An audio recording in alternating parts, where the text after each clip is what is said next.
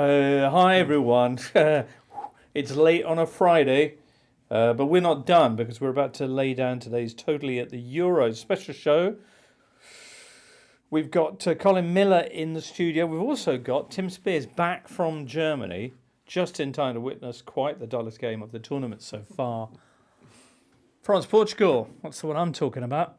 Anyway, we're going to be talking about lots of other things as well in the course of today's show. So without any further ado, let's begin.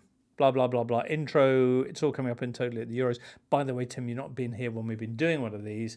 It's not a live show. I was watching from my Berlin hotel room. Yeah. But what I'm saying is it's a live show, but it's not, unfortunately, the polished kind of thing. This is just us making a podcast. So if you do need to stop, repeat anything, go for it.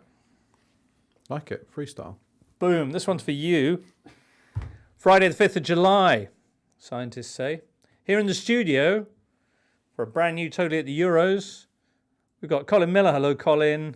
Hello, James. And Tim Speirs. All right, Tim. How you doing, James? I'm very well. You're back from your travels. Yes. Okay. Went to the Euros, Yes. went to Glastonbury. All right. Less relevant, but still. But, you know. Yeah. And wow. Well, you must have so many stories to tell us, and I'm looking forward to hearing them. We're also going to be hearing from Charlotte Harper, who was at France-Portugal in Hamburg. Also, Seb Stafford-Bloor was at the big Spain-Germany game on Friday afternoon. And ahead of Saturday's England-Switzerland, we'll be speaking to Valentin Schnork of the Agence Sport Centre. Brilliant. So if you're looking for some red-hot Switzerland content, we've got that coming up later on.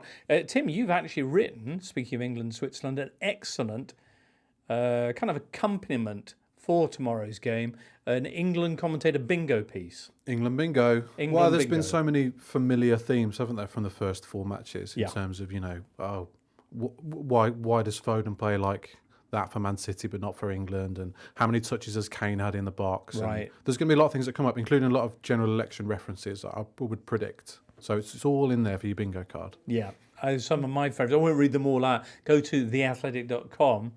Number 4, general election reference. Number 7, camera cuts to Cole Palmer looking bored on the bench. Number 8, someone messages you saying never in doubt with 3 laughing emojis at full time. Anyway, we'll talk more about England, Switzerland later on, and particularly about Switzerland because I feel a lot's already been said about England. But we just saw a long old Portugal-France game which ended goalless after 120 minutes, went to penalties, which France won, courtesy of a missed penalty by Portugal's João Felix in Stuttgart Friday afternoon. Spain beat Germany 2-1 after extra time, putting the hosts out, bringing to an end Toni Kroos's career and taking Spain through to a semi-final with France next Tuesday night. All right, we're going to begin with Portugal-France in Hamburg. That's all fair enough so far, isn't it? Friday night in Hamburg, Portugal met France. A stellar cast list of players and footballing talent was assembled. What followed was 120 minutes in which 120 minutes passed, after which there was a penalty shootout. France had 5 perfect penalties. Portugal didn't. João Felix missed his. Boom! France are through to the semi-finals. Witnessing this at the stadium was Charlotte Harper. Charlotte, how was that there in Hamburg? I mean, the penalty shootout was unbelievable. The fact that France didn't even have to make a penalty save. It was the post that saved them. And the celebrations when Hernandez hit that were just, the energy was electric. Most of all, the journalists, the French journalists were just head in their hands, couldn't believe it. And then the celebrations afterwards, very, very impartial journalists, of course.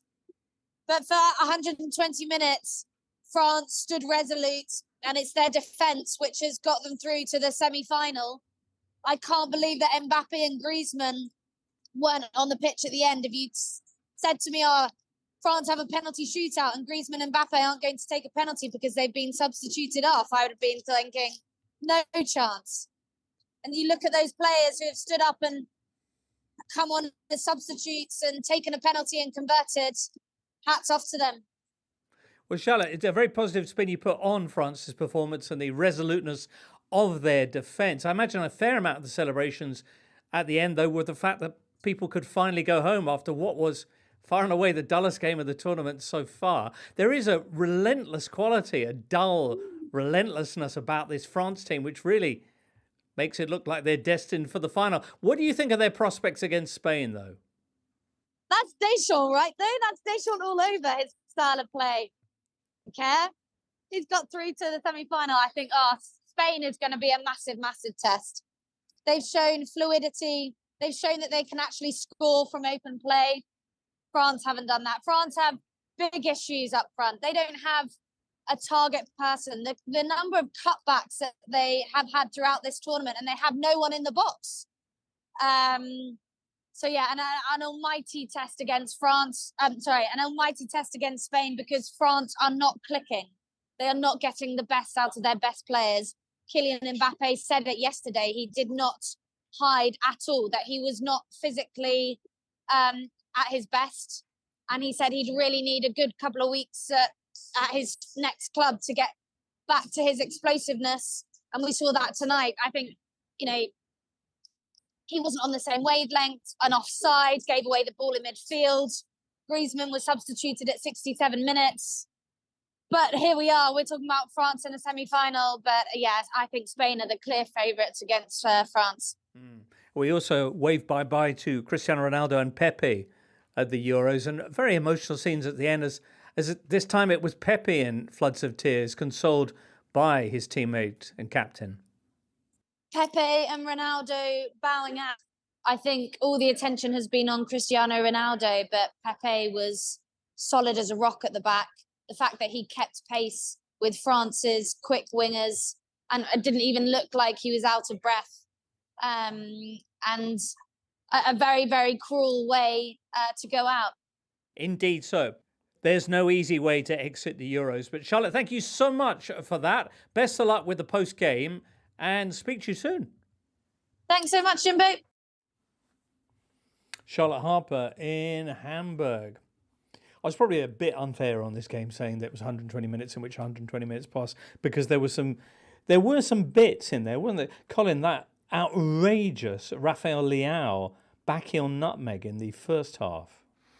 Yeah, whenever you've got a game that goes full 120 minutes without a goal, you're always going to think this was attritional, and it was two teams who were risk averse, but there were individuals within that. Rafael Leao, as you say, certainly in the first half against Jules Koundé, had a lot more success against Koundé than Jeremy Doku had for Belgium in the previous game.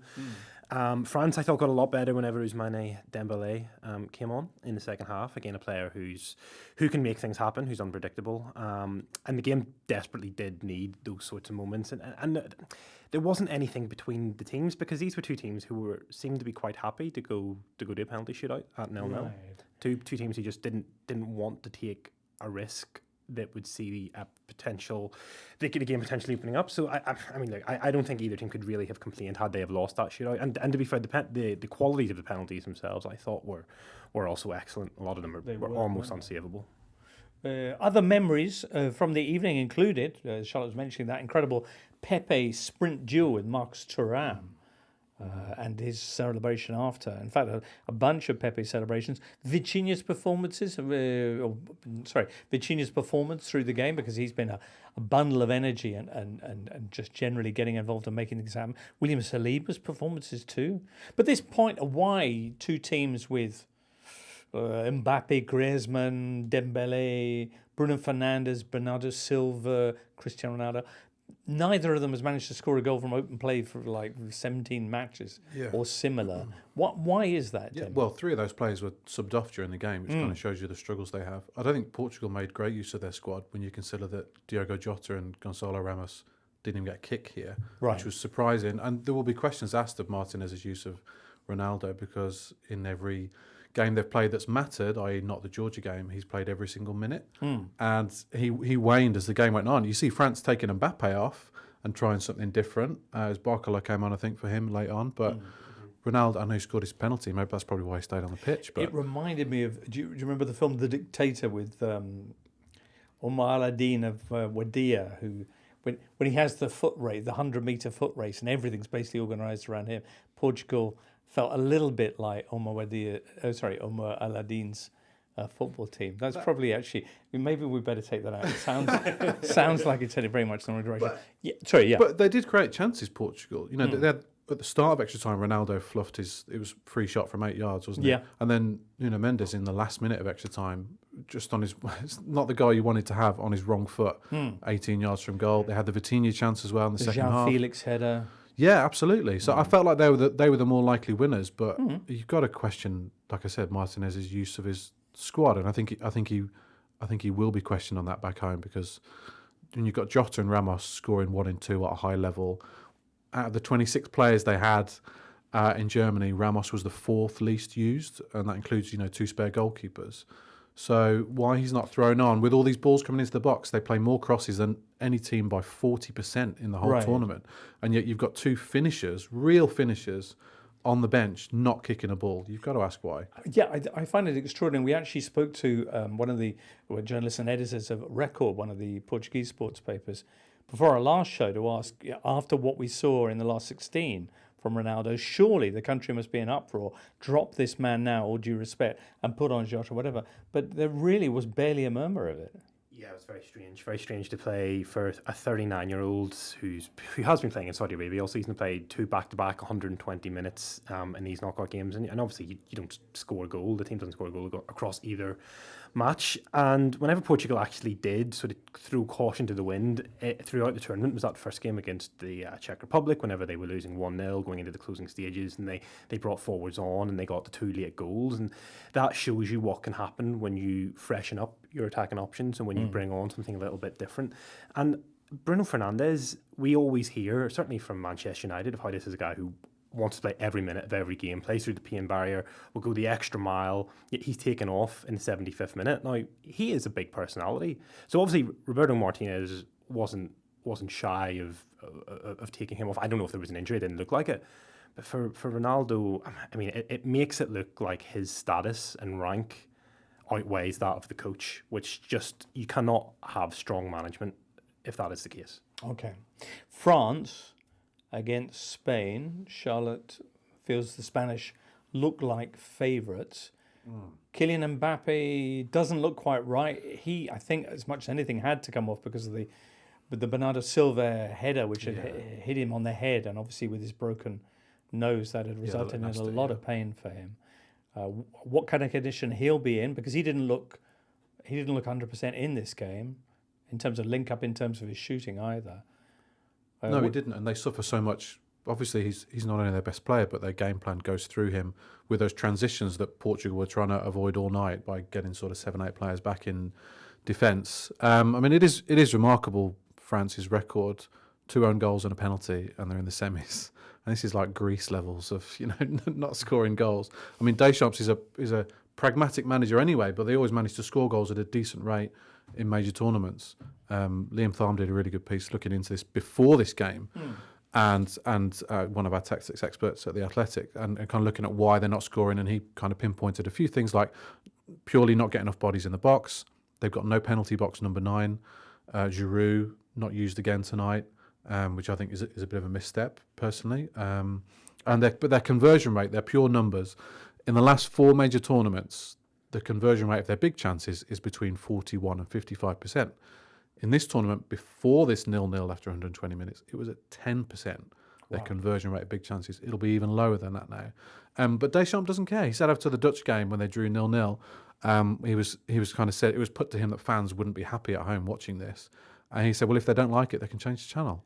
So true. So, yeah. Julian Laurens was, and lots of people obviously are aware that this is Deschamps' philosophy, but I thought the bargain always was, the kind of unspoken contract was, as long as we win, we'll accept this. But I'm not sure if sneaking through on a penalty shootout really qualifies as fulfilling their end of the bargain. I think with the record that Deschamps has it does speak for itself in the sense that they regularly get to finals. They regularly do quite well in these big tournaments. Right. The one thing I would say is obviously Tim's point about Giroud being missing.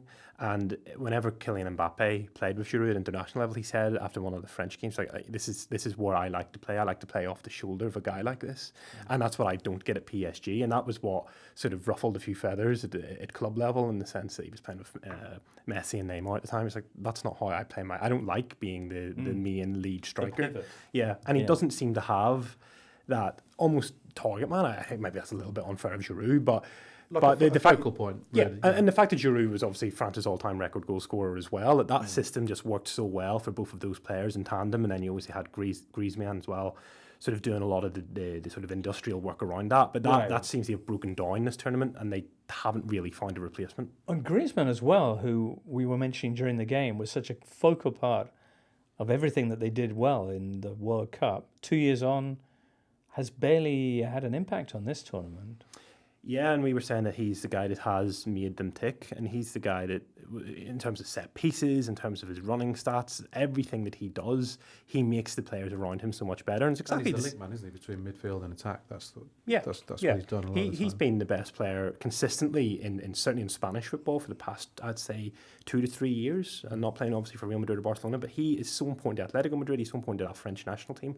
And yet, whenever the standards dip, and then you sort of think, when you see a lot of the games that we have at this tournament, certainly in the knockout stages now, teams do look tired, not just physically, but mentally tired as well. Maybe just not making good decisions, certainly in terms of attacking play.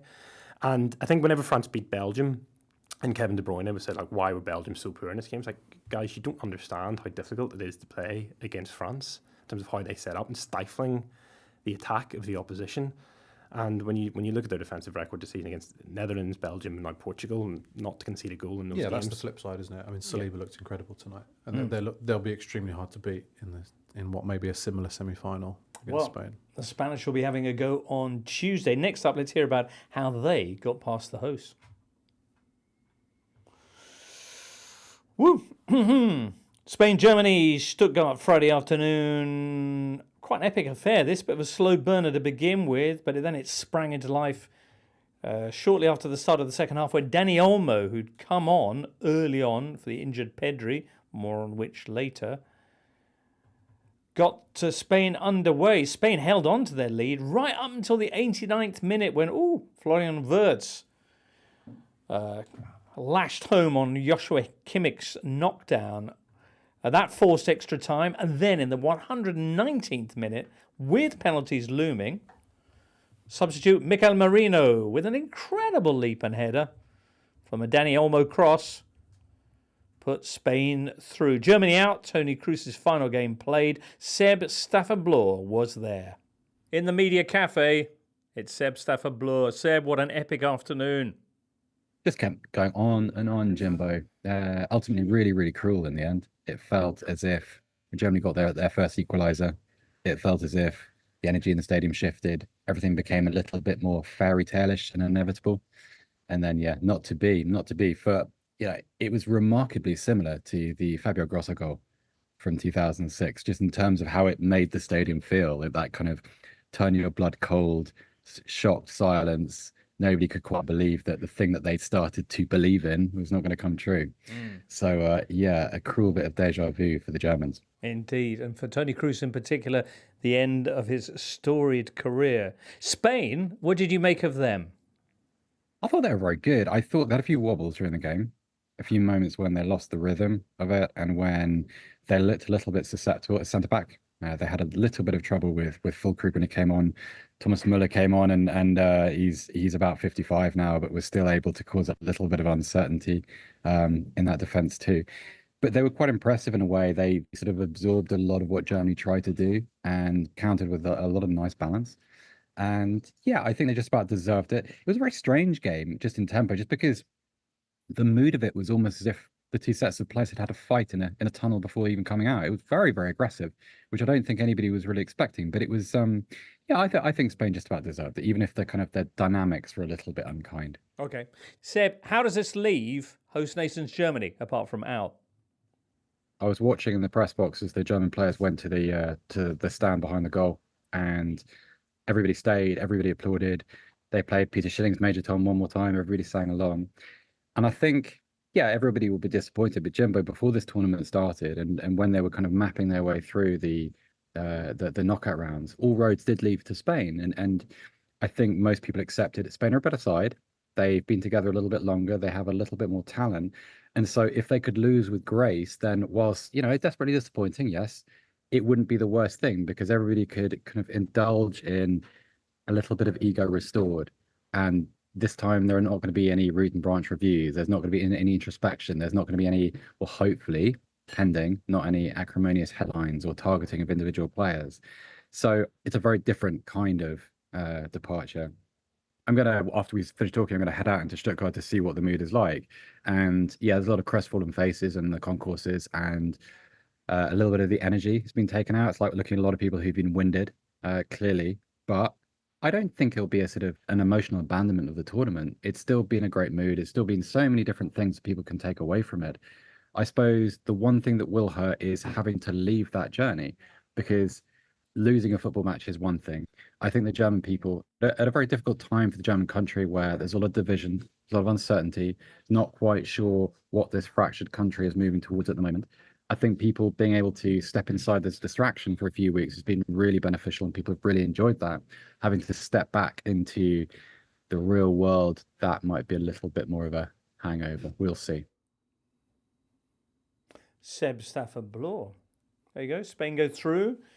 Germany go home. Toni Kroo hangs up his boots. 33 major honours, I make it, for the legendary midfielder. He played here, I would say, Friday afternoon, a bit like a man who couldn't get his last game finished quickly enough. 4 minutes in, when he absolutely clattered Pedri, so much so that the young Spanish midfielder went cartwheeling through the air and had to leave the field with what we think is a sprained knee a couple of minutes later. That was huge. Anthony Taylor was officiating. He booked 16 players and gave out 1 red card. Kroos didn't get anything from him. Yeah, it was extraordinary. It was such a poorly timed challenge, and it was quite dangerous. And Pedri going off injured had such a big impact on the game, not just because of who Pedri is and how influential he is for Spain and what they're going to worry about for the semi-final now, but the fact that the guy that replaced him was Dani Olmo, who's a similar type of player but is much more attacking minded in terms of what he can do in the final third, and he did show that by scoring the opening goal and then providing the assist for the winning goal. But yeah, Spain's lineup, we were talking about, are they favourites for this game against France? It's very, very difficult to say, isn't it? And they're going to have a couple of players missing through suspensions. Well, yeah. So Pedri will be out injured, we're pretty certain. Robin Lenormand and Danny Carvajal will both be out suspended. Lenormand, probably not that big an issue given the way his tournament has gone.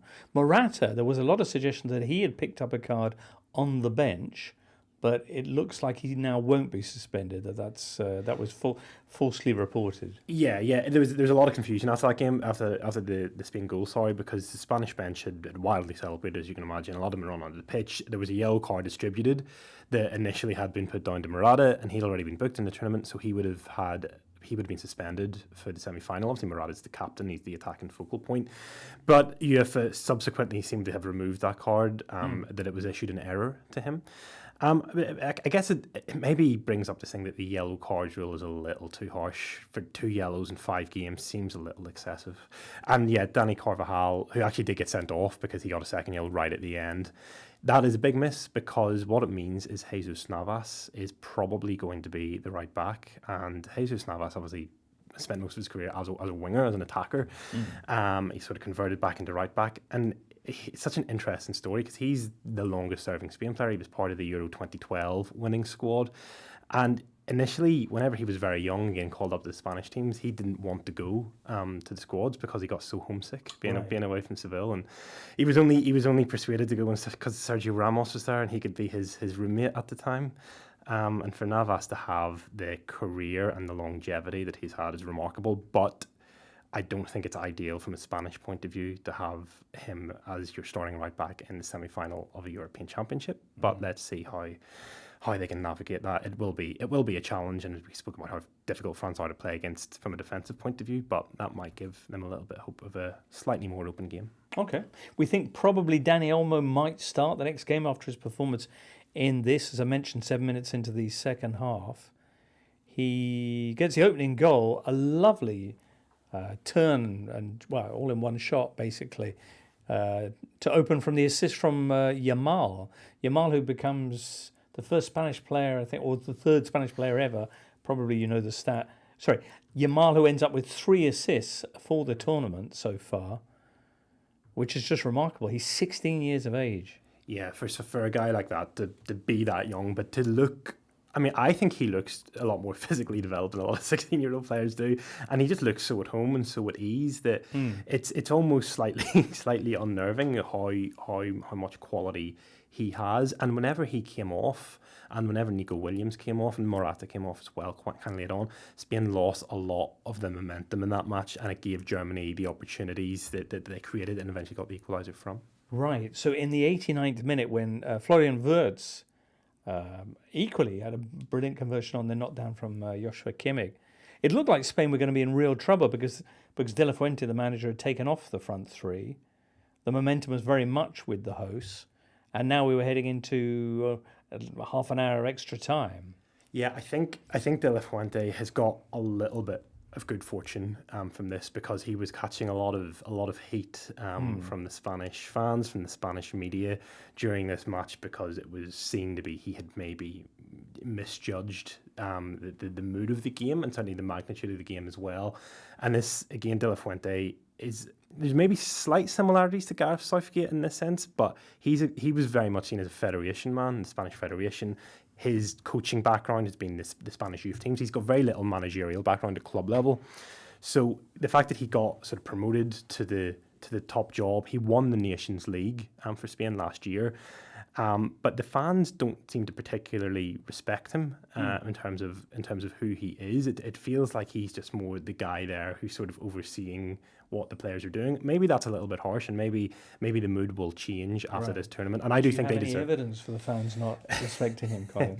Well, after the Nations League success, Jimbo, the players were celebrating in front of the fans in a plaza in Madrid. And De La Fuente comes up to the microphone to make a little speech to the fans, and just en masse, the fans just start chanting at him, Calvo, Calvo, Calvo, which is essentially Baldy. Yeah. Why do you see that as a negative thing? That might have been.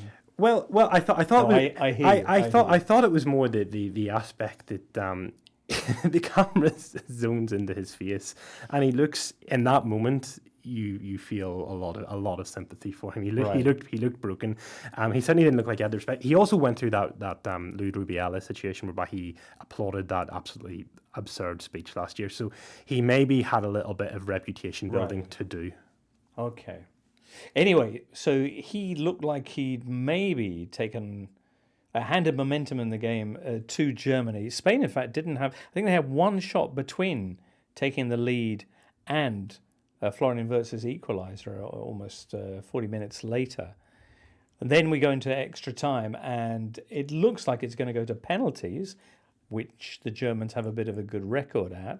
But then in the 119th minute, talk to me about Mikel Merino's header. Yeah, I'll tell you what, on my list of things to happen in 2024, I didn't think that bad Spanish players at Newcastle would define two major tournaments.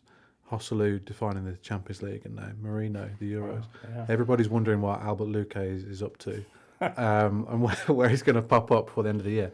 It was a great header. Unfortunately, Rudiger, I think he mistimes his jump or he stumbles. So Merino gets a free header on Olmo's, beautifully sort of flighted cross. They worked it really well. I think it was Cucurella who was in good advanced position, puts it out to Olmo, and he floats it on Merino's head. And the angle jump though is extraordinary. He does the splits in mid-air. I don't know if that was something to do with thrust or hang time or. Yeah, and the angle of his neck was quite obtuse. And plants it. It was unsavable basically. And yeah, like you say, Spain needed it because Germany haven't lost a penalty shootout since 1976, as they kept saying on commentary. So amazing moment. I think Germany pummeled them for long periods of the game, but I think that was more to do with game state because Spain was setting up to win it 1-0. But overall, as Seb was kind of pointing out, Germany have made great strides, and obviously they've added a lot to the tournament. But overall, I think we'd have missed Spain more had they departed. Were you going to mention the Mikel Merino goal celebration, Colin? Yes, Jimbo, I was. Mikel Merino, who celebrated that iconic goal with a little, you say, like a dance around the corner flag of the stadium in Stuttgart, and this everybody saw that. Oh, that's quite a funny celebration. And then it emerged that actually 1991 or 1992, his father Angel had done the exact same celebration in that exact same stadium and that exact same corner flag. For Osasuna in a UEFA Cup match against Stuttgart. That's extraordinary. So he knew that his father had scored there, and that was his father's goal celebration, I imagine. So in tribute, boom. Yeah, absolutely. And the fact that goal, it wasn't just the fact. I mean, if you're going to score a winner in the 119th minute, you'll never forget that. And Mikel Merino is not a goal-scoring midfielder per se, and it really, that header, it was such an unusual header because you didn't expect it to go in the direction it did, but he definitely meant it, and it looked like almost like a Tim Cahill type of header from his Everton day, of this sort of midfielder sort of popping into the penalty area and then getting this perfectly timed jump, and the header just directed perfectly into the corner. I mean, that was an incredible moment, and I feel a little bit for Germany. I think they played well. And maybe the substitutions of Florian Wirtz and Nicholas Füllkrug at half-time, you kind of think, should they maybe have started the game? Because I think both of them caused Spain a lot more problems. But again, this is the way the draw panned out, and they won't have too many regrets. They played well, and it just wasn't quite enough. Okay. And Spain showed that they can outplay you, but they can also win a battle if that's what you definitely. I think they showed another side to themselves tonight. They've probably been the best attacking team in spells, but they really had to grind this one out, and they definitely look like certainly the most complete team left in the tournament. All right. That's because you haven't seen England yet, as they play, rather, you haven't seen what England do against Switzerland yet on Saturday afternoon. We'll be having a little throw forward to that match and the other game on Saturday, Netherlands-Turkey, next.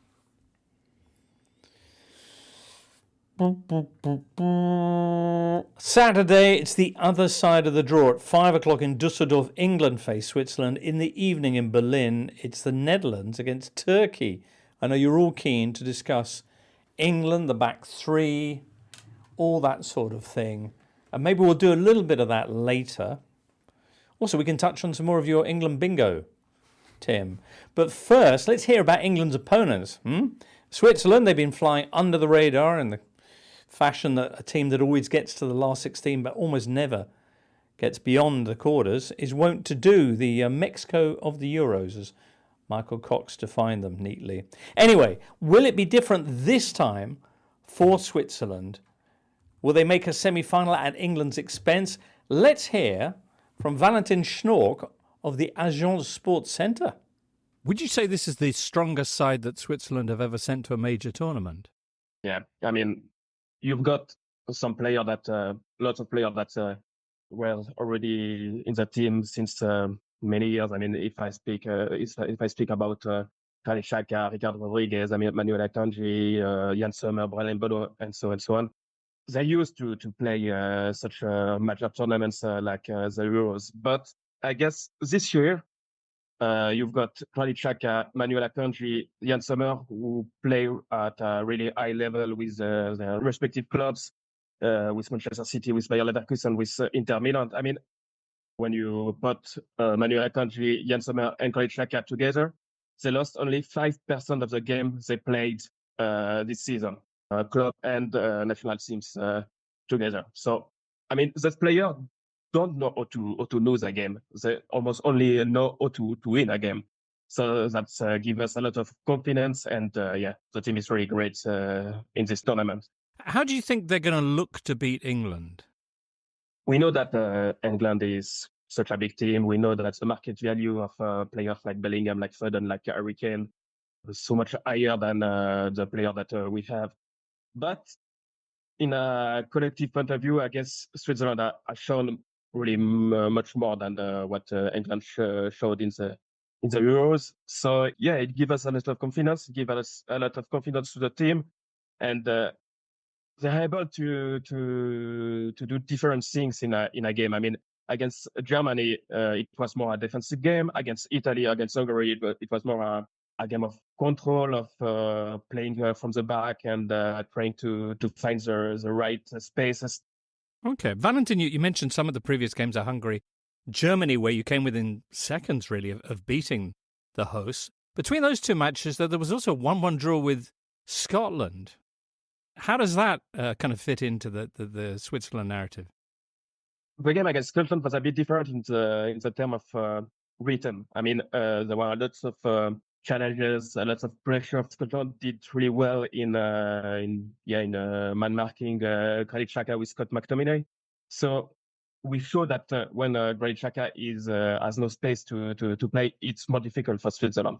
But I don't guess that England will make the same. Will do the same as Scotland.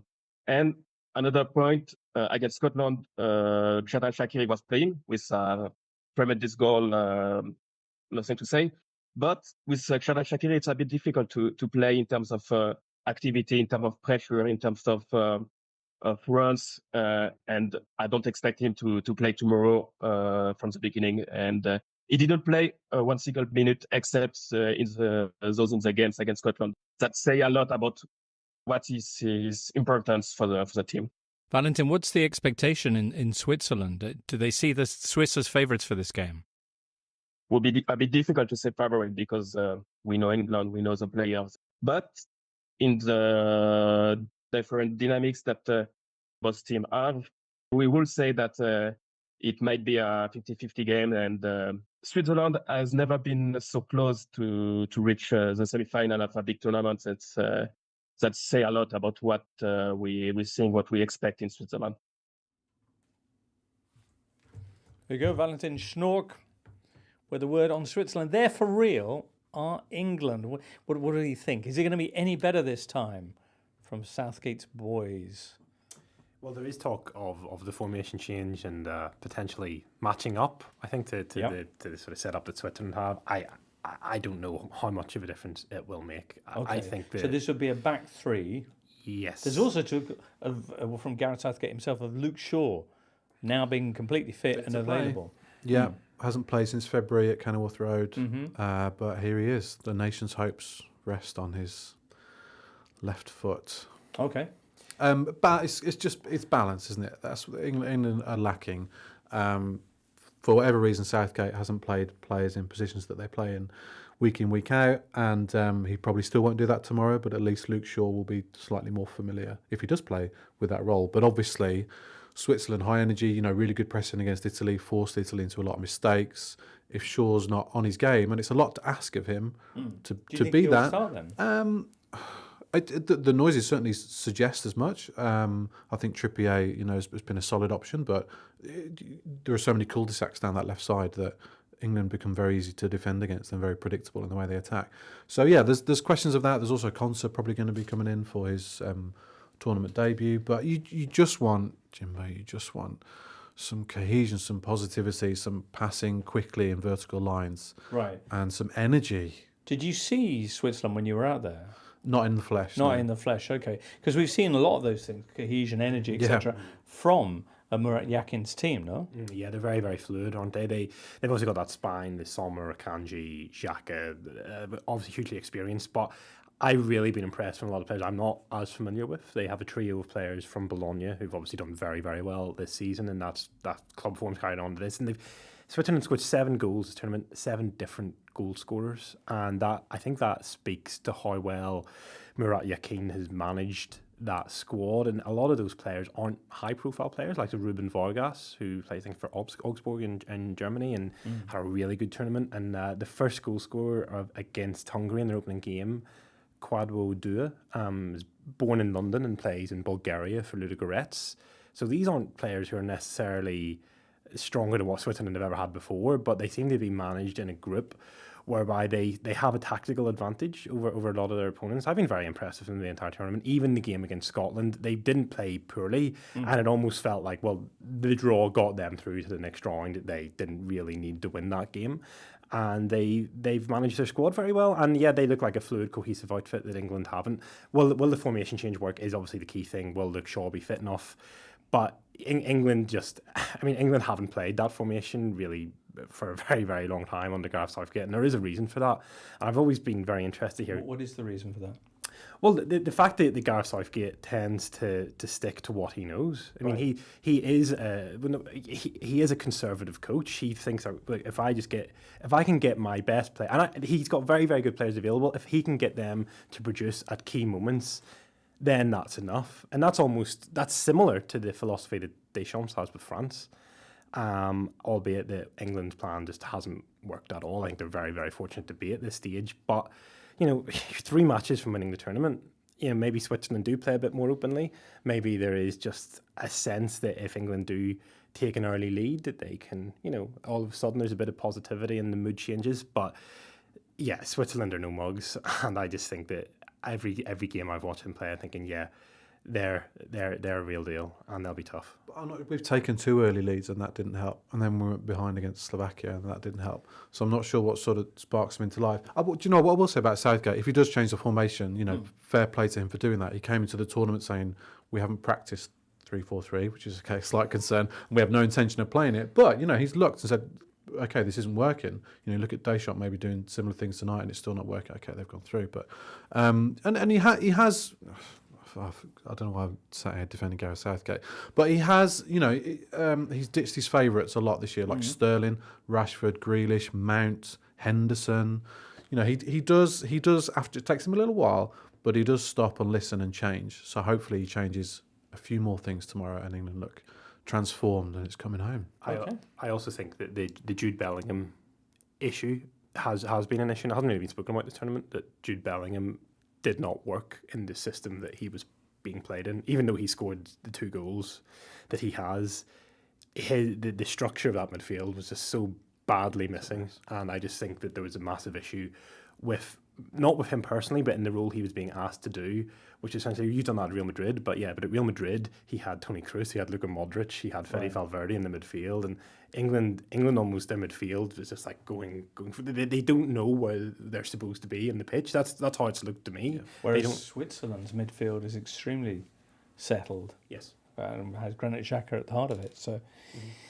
Interesting. All right, well, 5 o'clock is that game. It's the Roy Hodgson derby, of course, number 6, I think, on your England bingo. Take it off. There we go.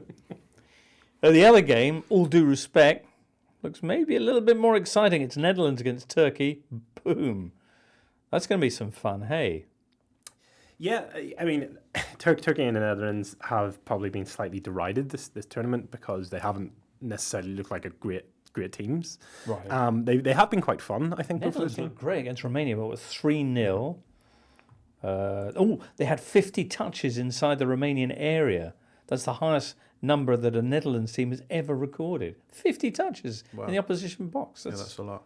That's a lot. Most of those will be Cody Gakpo's, I'd imagine. I imagine. And he's the route to goal, really. That's what they'll do. Reinders and Schouten in midfield will try and pick out through balls like they did so effectively against Romania. So that'll be Turkey's plan to stop that from happening. The big thing with Turkey is, it was Tuesday night when the full-time whistle went, and to a man, they sank to the floor. They were completely spent, weren't they, against Austria? They gave everything. So a few days later, can they do it again? But then backed by, it's going to be rowdy, Jimbo. The ferocious support that backs them, plus the Dutch always travel well. Have you been to a Turkey game in Germany? Not in Germany, but in the streets of Berlin and in the streets of Haringey the other night, they love getting their car horns out and celebrating afterwards. So yeah, I think it's got the potential. We said the Turkey-Austria game would be fun, and it was. Right. I think this has got the potential to be very fun. Okay. Post game of that Turkey-Austria match, Mary Demirel, who'd been the hero, with a very unfortunate and politically charged celebration. Equally unfortunately, having done it, he then tweeted it as well, just to make sure nobody missed it. And as a result, it's picked up a 2-game ban, which Turkey are appealing. Jude Bellingham, similar scenes with him being investigated and I think fined by UEFA, but they've not banned him for the Switzerland game because he... Yeah, he's had a suspended 1-match ban.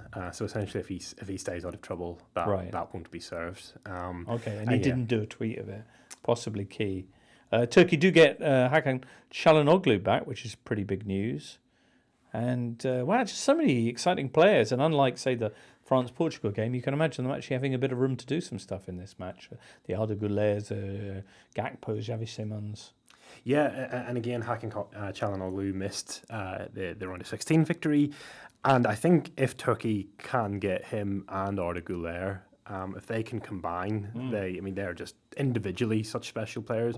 But I think Çalhanoğlu really does knit that attacking unit up quite well. So yeah, I mean, you don't want to be too optimistic and then to sort of be let down by the events. But I think from what we have seen, these are two teams who will go for it. And I think that side of the draw being what it is, they will think this is really a golden opportunity for us as well, and maybe slightly unexpectedly so. And that maybe takes the pressure off a little bit. That now, two really good round of 16 victories for both of those sides. That you sort of think, well, yeah. I mean, this could be one whereby there's quite a lot of excitement around it. Yeah, I mean, they're both flawed. They're both taking a beating already in this competition. Netherlands lost to Austria, Turkey lost to Portugal. Netherlands finished third, of course, in the group. So yeah, they're by no means perfect teams, but it should make for a good game. Right. The Netherlands look pretty vulnerable defensively as well, I've got to say. Obviously we've seen Van Dijk have a fantastic season for Liverpool, but he comes in for a bit of criticism back home. He's not helped by those around him. But yeah, it's a hard one to call. I think it could be quite... Let's not call it. Let's just see what happens. And then tomorrow evening we'll be back. You'll be joining us again tomorrow, actually, Tim. Many thanks for that. On a Saturday night, sat here in the studio. The bingo cards in. Excellent. Right? Yeah. Okay. Well, that's a great shout. We'll do it manually. Yeah. And why not look it up on theathletic.com and play along yourself through England, Switzerland, if the breathless action gives you an opportunity to even look down. Very good for tonight. Many, many thanks to Colin and to Tim and to Seb and to Valentin and to Charlotte and Liam and producer Charlie and you, dear listener. Why not give us your company tomorrow as well for what you know will be a fat old chat about what England did with the Swiss and that terrific looking Netherlands-Turkey game. For now, from all of us here, it's goodbye.